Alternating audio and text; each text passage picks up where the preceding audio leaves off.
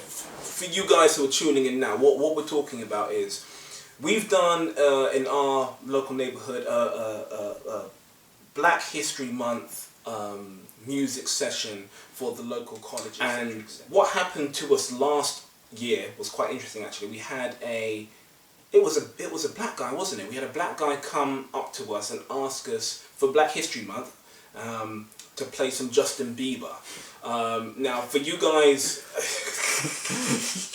It's not funny, this is serious. Any one of you guys who've seen past videos knows we've talked about Justin Bieber before, but anyway, we basically told this guy to get the hell out of Dodge. And needless to say, we didn't play any Justin Bieber. It wasn't going to happen. So many black people weren't into your boy bands and your single Canadian artists, etc., etc., etc. So it's just about what is happening to the black taste. I mean, it's obviously changing, but what the hell is going on? What I'm saying now is we've got a situation where they're not even asking for that and they don't even want to know about it. Because they think it's boring. Because you put a track, you could put like Public Enemy on, with a big political statement in it. The statement no longer matters, Tim. But I think it's an issue. to say, because you've got to think about music these days, there's not much being said in it. No, that's true. I saw this breakdown of like, I'm a fan of Beyonce, don't get me wrong, she's a beautiful woman.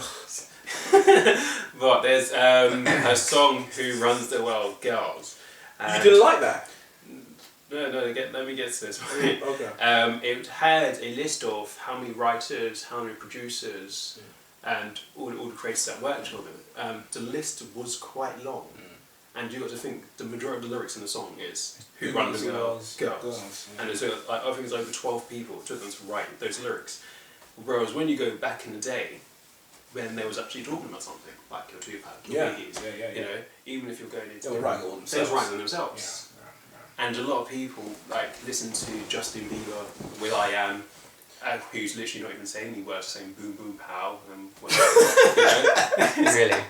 Yeah, that's what I'm saying. That music has changed completely. You can observe the shift. You know what I mean? There's a shift from the people.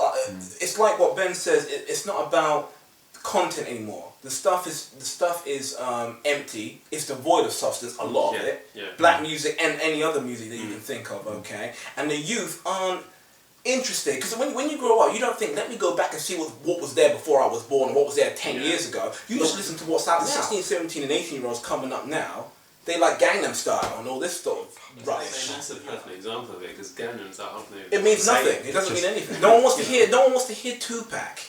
No one wants to hear Biggie. I don't understand that. See, 10 years ago, Biggie and Pac were the kings. In fact, in my opinion, they still are and always will be. They have their place among the greats. No one wants to hear about Tupac no more. Whereas, like, you know, like when you look even at the music videos back in the day, like the people used to just wear general clothes that you would see them walking on the street in. Whereas now, when you look at a music video, it's all about trying to make a statement, trying to be different. There's no, what you're saying and what you're actually doing is irrelevant. So it's about how you're looking. So what? But in the case of someone like Rihanna, where do you stand on that? Does she have good music, or does she just do weird, freaky things? Rihanna just walks around half naked. That's what I was on. Back in the day, when it used to be about who's got talent, you could look like the back end of an elephant. But if you can sing, if you if you can rap, if you can, can write lyrics, then you're out there because you've got talent. Whereas now it's about finding the prettiest girl or the quirkiest person and putting it in front of their camera and then selling it. It's like with One Direction. Imagine if One Direction came out in the 80s or 70s. Do you think they would really sell? Nah, I don't know. Not as easy as they do now. No. But as I've said before, that's a female thing. One Direct, the majority of the demographic of their fans are female, teenage females. So I was going to say, the market now has become saturated with just too much, and that's because I think that's mostly because of demand to make money as opposed to making quality music. Because quality music back in the day, 10 or 15 years ago, not even so long ago, it sold off the shelves because it was good. Now it's like, let's see how much we can sell. It doesn't have to be good, let's just see how much we can sell. Because all these record companies who are the ones basically just firing this crap at you, they're the ones that are saying, oh, piracy's killing the music industry. No. Shit bands are killing the music industry because you've still got those dedicated fans who are going to go out and buy the album. No one even asked for Eminem. That's the weirdest thing.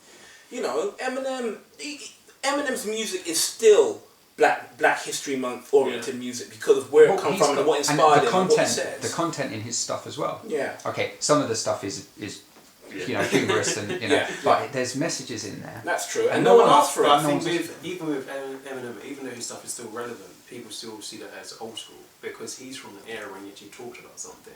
Whereas you've got now your Drakes, your Lil Waynes, your I'm not a big fan of any of the guys that you've just mentioned, but Drake can rap. No, I'm not saying anything against him rapping. Yeah, he's got a flow and everything. But when we're talking about content. And as apart from talking about how much you're drinking, how much you're spending, how much jewelry you're wearing, we're talking about real content. You know, when you're actually saying something. Who in your view, if anyone, still makes black artists still make relevant content? Papoose is one. Papoose makes content. Yeah. Papoose isn't too bad. You've got he's good. Papoose. Do you know Talib Kweli, I think. Yeah, Talib Kweli. Yeah. Do you know, even if a more modern guy, J. Cole, if you listen to some of his music, he actually talks about more stuff than your bog standard. I've got my MC. I want to sleep with lots of girls type of thing. Obviously, he has those records as well. But if you listen to, especially his first album, he talks about so much more than that. And lyrically, he's really good. Where do you stand on Kendrick Lamar? Kendrick Lamar. Yeah, I'm a fan. I'd have to say. I think he's that sort of breath of fresh air that I think will probably change the game slightly. Always do that injustice of talking about guys in America who are established. What about on this side of the pond, UK? Who? I used to be a fan of what's his name, Tiny Temper.